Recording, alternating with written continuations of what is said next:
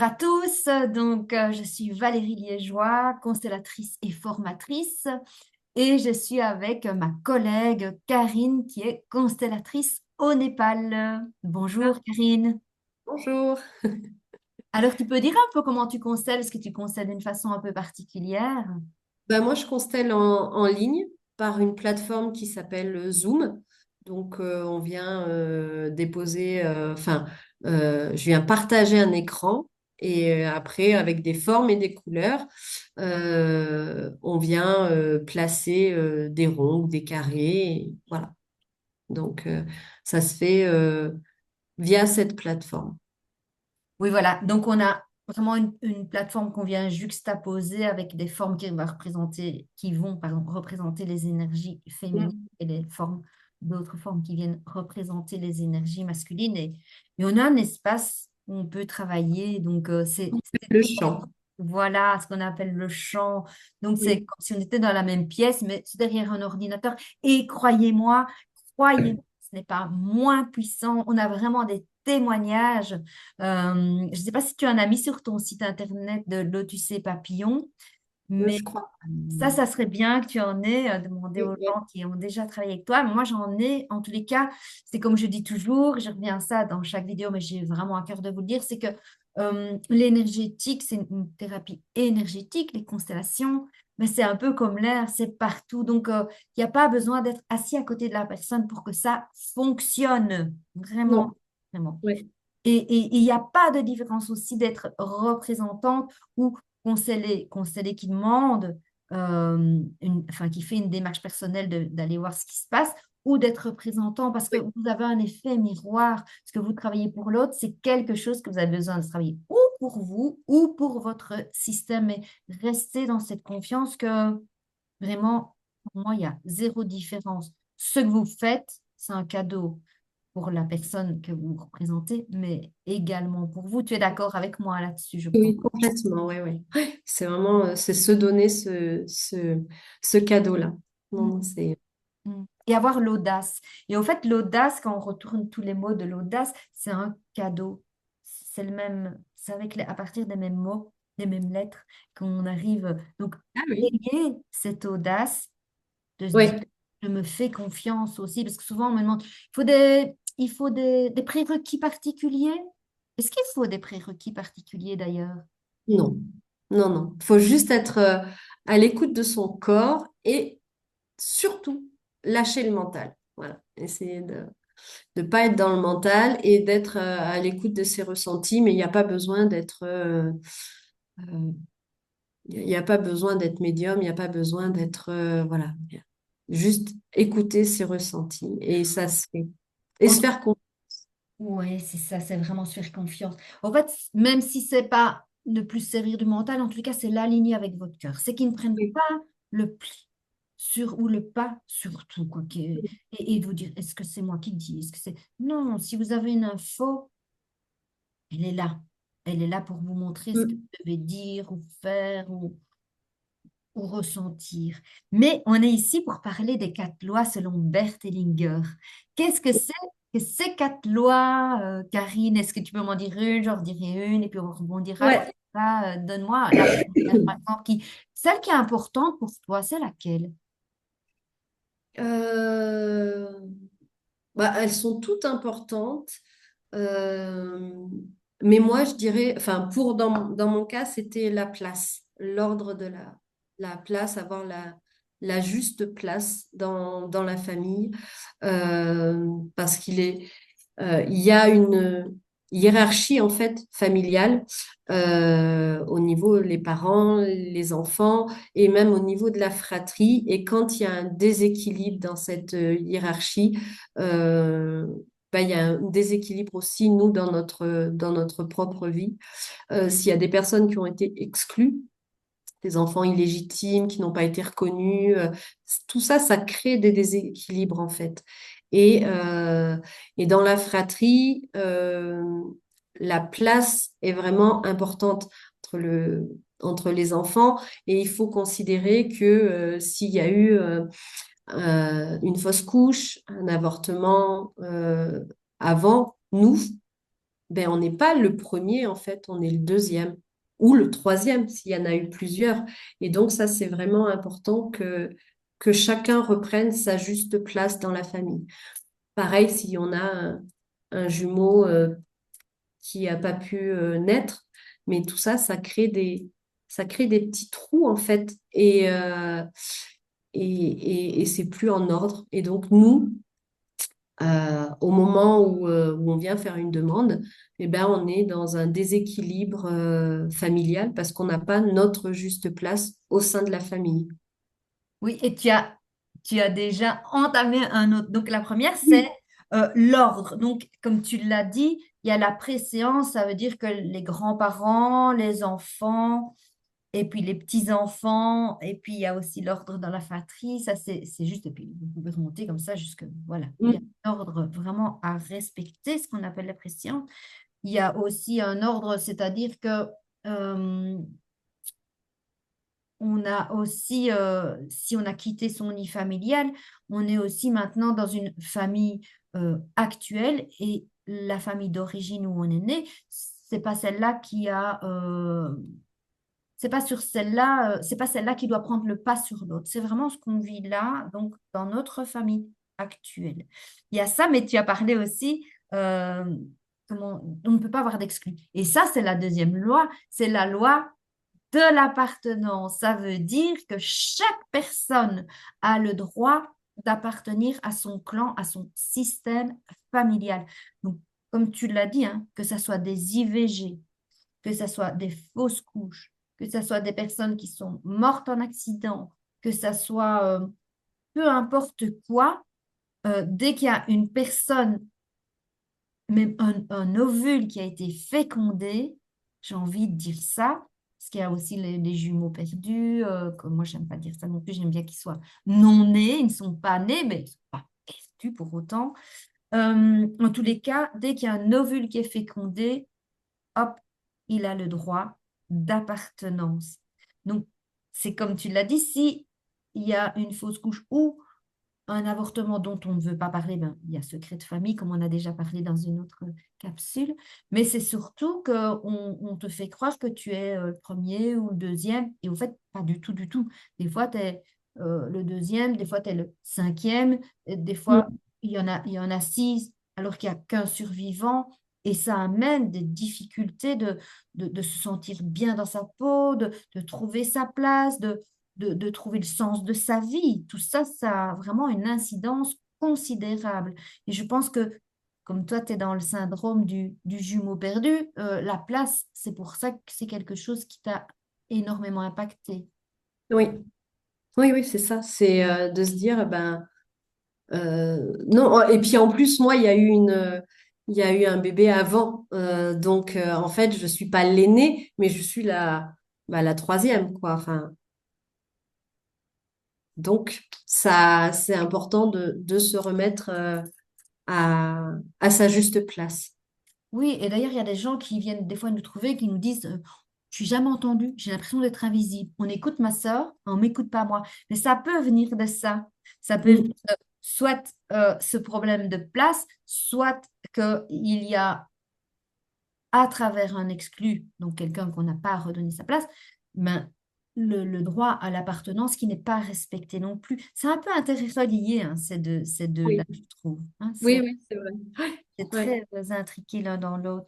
Alors, quel est l'autre pilier selon Berthellinger? Bah, il y a l'équilibre entre le donner et le recevoir. Et ça veut dire quoi? Parce que moi, si je donne toujours de bon cœur et que j'ai pas envie de recevoir, j'ai Oui, envie mais de donner. tu crées un désordre en fait. Ça crée un déséquilibre. L'univers, enfin, a besoin d'un équilibre en fait. C'est-à-dire que tu peux pas toujours donner, il faut aussi accepter de recevoir. Parce que là, j'ai envie de te dire, qu'est-ce qui fait que tu n'acceptes pas de recevoir en fait? Tu vois? Qu'est-ce qui t'amène à ça?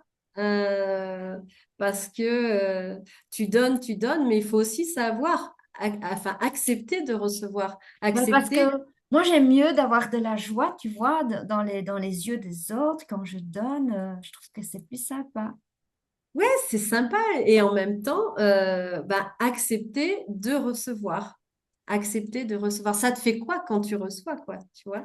Je C'est tout. rigole, hein, mais c'est vrai que c'est souvent les réactions qu'on a. C'est, moi, je donne de bon cœur, c'est tellement gai de voir la joie dans le visage, de lire la joie sur le visage des gens. Mais c'est comme tu dis, c'est comme notre air. On ne se rend plus compte, mais ça rentre par nos narines, ça ressort par nos narines. Il y a besoin de cet échange. C'est un besoin Mm. vital, c'est un besoin universel, c'est quelque chose comme ça. Tout ce qui rentre doit ressortir. Donc, si vous donnez, vous devez accepter de recevoir. Et c'est vrai que vous êtes souvent dans cette bonté, dans cette générosité, c'est ce qu'on entend. Mais c'est comme dit Karine, qu'est-ce qui vous empêche? Qu'est-ce que ça vous fait de recevoir? Oui, c'est accepter ça et venir chercher ce que ça réveille chez nous. Et je trouve que c'est vraiment intéressant. Et puis, accepter de recevoir, c'est aussi se laisser porter par la vie, accepter des cadeaux. Et ça, des fois, c'est compliqué. Et c'est chouette de voir ça, de mettre ça en lumière, quoi. Mais si on n'accepte pas les cadeaux, alors il y a un moment, il faut arrêter de se demander pourquoi, ben, pourquoi pas moi, finalement. Et c'est Mm. aussi, ben, pourquoi est-ce que l'autre a plus que moi? Ben, peut-être parce que j'arrive pas, je ne me permets pas de recevoir. Et ça, c'est aussi une loi. Donc, tout comme la place, tout comme l'ordre ou la préséance, l'équilibre. Vous ne pouvez pas charger une balance tout d'un côté. À un moment, la balance, elle va tomber. Quand on est là-dedans, alors si ça, on retire un peu du poids là, ça remonte un peu, puis on remet un peu du poids là, ça remonte, ça revient. Et il y a vraiment cet équilibre. Et ça, on est dans de l'harmonie. Oui, ouais, c'est vraiment important, quoi. C'est Ouais, tout. il y en a qui donnent beaucoup, mais il y en a aussi qui donnent pas beaucoup, mais qui aiment beaucoup recevoir. Et là aussi, ça crée un déséquilibre, en fait. Donc, c'est ça, c'est ce que tu dis. Il faut trouver cette balance, en fait. Il y en a qui ont tellement peur de donner 1 euro là, que c'est vrai ils reçoivent sans cette réciprocité. Mais ça, c'est pas juste non plus. C'est une peur, c'est aller voir ce qu'il y a comme peur Ouais. derrière.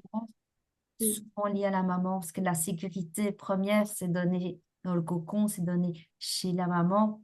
Tout ce côté sécure, c'est notre enfance. Tout le côté indépendant, c'est plutôt notre papa. Donc, qu'est-ce qu'il y a là? Est-ce que votre maman a manqué? Enfin, et rétablir ça, ramener cette harmonie. Et enfin, le dernier, qu'est-ce que c'est, Karine? C'est la loi de la trahison. Ah, moi, je n'aime pas trahir ma famille. C'est quoi trahir ma famille? Je n'aime pas ça. En fait, c'est s'autoriser à être déloyal envers sa famille, envers son clan.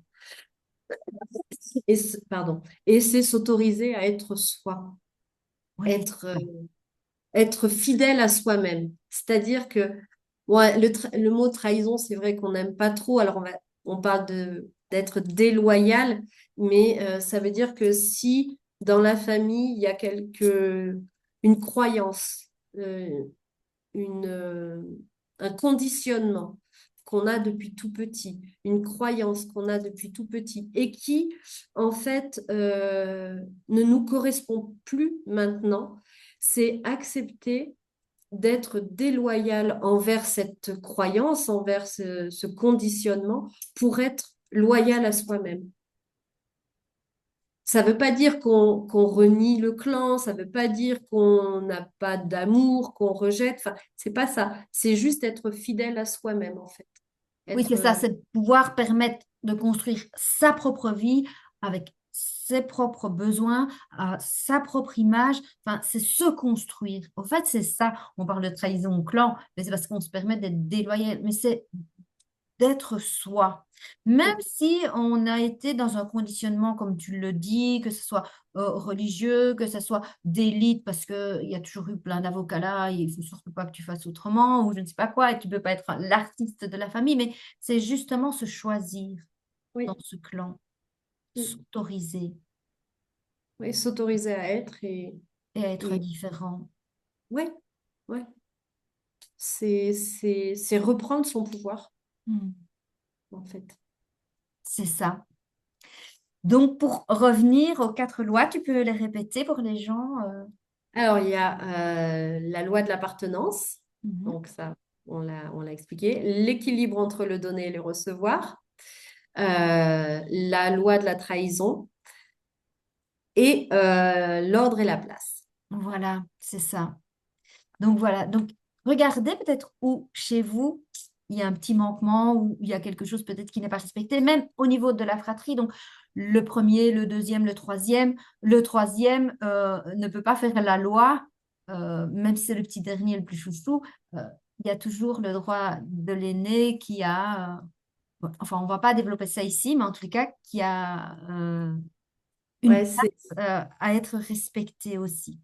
oui, c'est vraiment important. Et puis si, juste dans l'ordre, c'est vrai que, comme tu dis, si le petit dernier, il fait la loi, le premier, il ne peut pas prendre sa place Mm. vraiment, hein. Mm. Enfin, et d'abord, c'est aux parents à donner cette place-là et à poser les limites, à poser le cadre. Donc, c'est vrai faut faire attention. Et c'est aux parents à prendre leur place, aussi bien papa que maman, parce que maman, elle a souvent tendance un petit peu à materner, au tous les cas dans les débuts.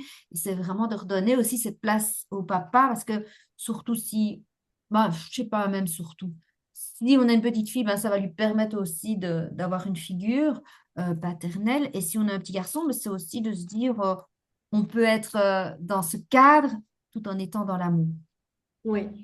Et qu'ils n'empiètent pas non plus sur les relations. Et vraiment être, ouais, ça, on verra ça peut-être un autre jour, un autre moment. Mais dans le couple, c'est important que même si on est séparés, même si on a des divergences, même si on n'est pas d'accord, tu restes le père ou la mère de nos enfants. Et enfin voilà, que ça soit, il y a parce que ça fait partie aussi de l'ordre en fait, et de la Hmm. place. Euh, le, le, le papa reste le papa pour tout le temps, en fait. Et pas le géniteur, comme on l'entend souvent, c'est mon géniteur. Oui, C'est ça arrive quand il y a des traumas ou vraiment des difficultés. Ça reste le père quand même. voilà. Eh ben, je te remercie pour ce bel éclairage. Je trouve que c'est très, très intéressant. En tous les cas, moi ça m'anime de discuter Oui, et j'espère que ça vous apporte réellement de la clarté sur tout ce qu'on fait, tout ce qu'on propose, toi avec Lotus et Papillon, donc Karine Isaac, moi Valérie Liégeois avec les Murmures de l'âme. Vous pouvez nous retrouver sur le net, sur Facebook, sur TikTok, sur Insta, tout ça, tout ça. Voilà. Donc, c'est avec plaisir qu'on vous apporte ces éclairages et je vous souhaite une belle journée. Merci, Karine. belle journée à tous.